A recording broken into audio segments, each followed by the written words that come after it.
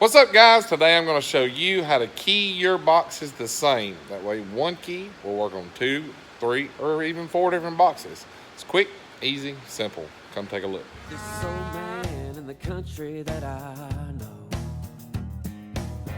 no money in what he used to grow. No, he don't care what people think. When a farmer turns into a hippie, times are hard in Mississippi.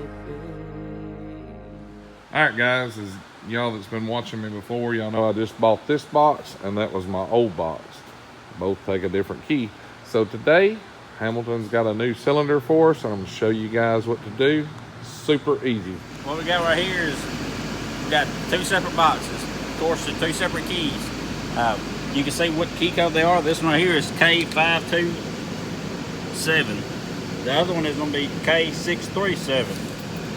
What we're going to do, we're just going to swap it out. Use the key, pull the chamber out, put the new key, new chamber in. So we got the outer ring, the inside piece don't turn. I'll put the key in, twist it, push in and down at the same time. Hard don't turn the outer ring right here. It's a little bit tough when you're trying to do it.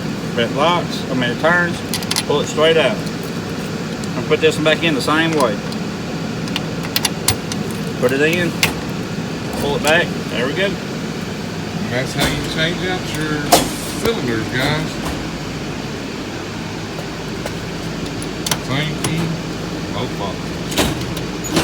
Alright guys, that's how you do it. Told you it was super simple and easy. Like always, if you like this video, be sure to hit that thumbs up. Subscribe right down here below. We'll catch you next time. Y'all guys have a great one.